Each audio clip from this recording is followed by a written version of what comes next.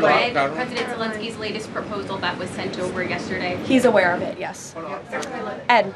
Thanks, Caroline. So the Fed chairman, the president says that he's interviewing candidates. So I just want to be clear. So the pick has not been locked in. And could we get an announcement before Christmas? I know every business outlet in the world is just chomping at the bit for a scoop or something on this Fed chair announcement.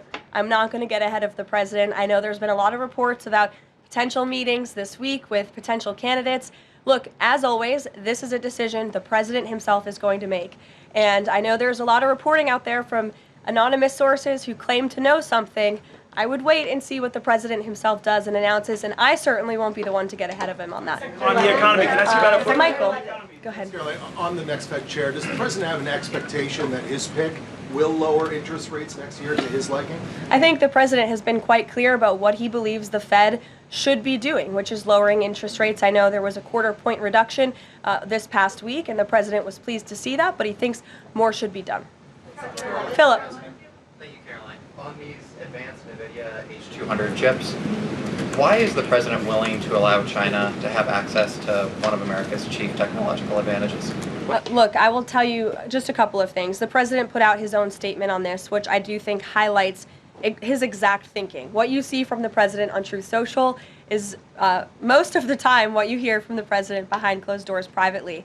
He told President Xi that Nvidia will only be shipping H200 products to approved customers in China under conditions that will allow for continued strong national security. The administration continues to maintain a strict export control regime, and we are ensuring that the Blackwell chip and other advanced technologies stay right here in America, and these H200 chips will only be sent to China after undergoing a security inspection here in the United States. Elizabeth. Thank you, Caroline. New York City Mayor-elect Zohran Mamdani put out a video recently telling immigrants in New York City they have the right to stand up to ICE. Are you concerned this will inspire New York City residents to resist ICE operations, and what will the Trump administration do if this happens? The Trump administration is definitely concerned about the rise in violence, in attacks, and physical threats that we have seen against our brave men and women who wear the ICE uniform. Again, these are agents who are just simply doing their jobs. They are enforcing our nation's immigration laws, and we've seen more than a 1,000% increase in violent attacks on them and their families. They've been doxxed, they've been harassed, many of them have been physically assaulted and attacked. So we condemn that wholeheartedly. I know the administration has done a lot to protect our ICE agents, and the president stands firmly behind them in conducting these enforcement operations. And there's a lot of talk from Democrat politicians in New York, but the Trump administration will continue to do our jobs in every state, and that's to remove illegal aliens and public safety threats from American communities. Secretary Leavitt. Sure. Thank you. I'll go to the gentleman who's very eager, and then to you. Awesome. Thank you so much. Obviously, Jasmine Crockett, who the president has openly criticized, just entered Texas' Senate race. I asked Mike Johnson, who said that Texas largely supports the president. Crockett, on the other hand, says that Trump is an example of extremism. She says that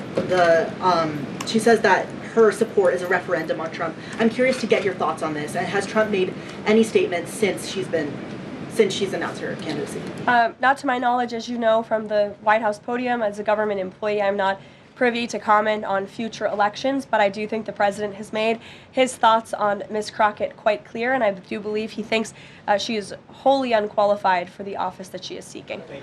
Joey. Yeah, thanks, Caroline. A federal judge today ordered the immediate release of Kilmar Abrego Garcia from ICE detention. Does White House have a response to that, and does the administration plan to appeal that decision? Absolutely. The White House, the administration, opposed this activism from a judge who is really acting as a judicial activist, which we've unfortunately seen in many cases across the country. Abrego Garcia is present in our country illegally. He is a proven human trafficker. He is a proven gang member. The administration has evidence of that. And as you saw from the Department of Homeland Security, they issued a statement saying they'll continue to fight this legal battle in court. Caitlin. Two questions. I have one on Venezuela to follow up, but first on affordability, since we were talking about the economy at the beginning. If the economy is as strong as the president has said it is, then why is he telling parents 2 weeks before Christmas that they should only buy 2 or 3 dolls for their children? Look, what the president is saying is that if we want products made right here in America, if we want them to be made from American small businesses, which is a large part of the reason the president has effectively implemented tariffs, then we're going to have better quality products right here in the United States. Maybe you'll pay $1 or $2 more, but you will get better quality and you'll be supporting your fellow Americans by buying American, and that's what the president was saying. Again, with respect to affordability, every economic metric, Caitlin, and I wish you would report more on it, does in fact show that the economy is getting better and brighter than where it was under the previous administration. I will repeat, inflation as measured by the overall CPI has slowed to an average 2.5% pace. Real wages are increasing, roughly $1,200 for the average worker. Gas prices are down in almost every single state across the country. Again, in 22 states, it's below $275. You look at the tax cuts, those are going to go into effect next year. So the best is yet to come. The president is digging our country out of the economic hole that the previous administration put us in, and that's what he's talking about. It was a year ago, as you know, and grocery prices have been up. So we've covered the economy, but there's mixed signals in terms of what that looks like. But on inflation is down from where it was. As measured by the overall CPI, it has slowed to an average 2.5% pace. This is down from what the president inherited. The president inherited 2.9% in January. Today it's at about 2.5%. So we're trending in the right direction with more to come. And I would remind you, when President Trump left office in his first term, inflation was 1.7%. And the previous administration jacked it up to a record high 9%. So again, in 10 months, the president has clawed us out of this hole. He's kept it low at 2.5%, and we believe that number is going to continue to decline, especially as energy and oil prices continue to decline as well. It wasn't high under Biden. They're just saying it's not. Well, nobody reported on it being high under Biden. My predecessor was standing at this podium, but now you want to ask me a lot of questions about it, which I'm happy to answer.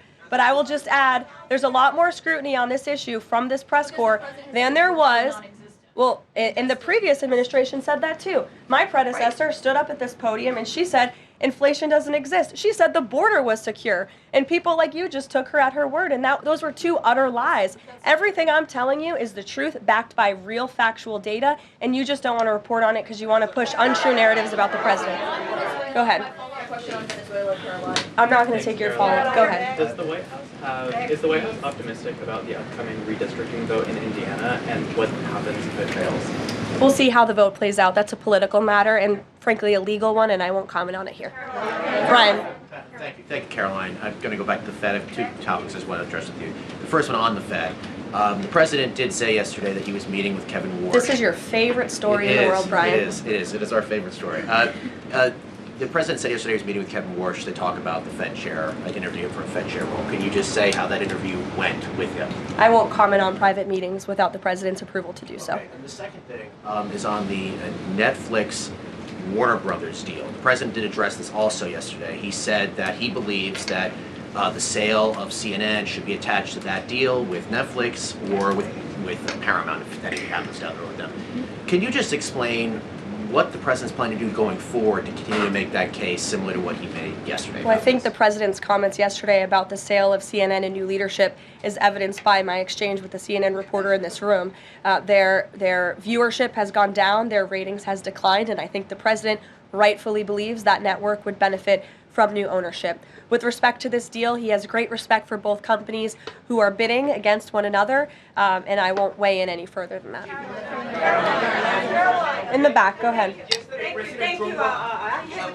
I wasn't calling on either of you, but I'll take both your questions and then to you. Go ahead. I have two questions.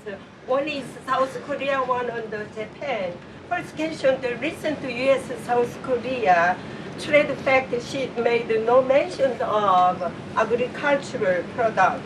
Does the United States want to completely open its rice and beef market to South Korea? And second question on Japan.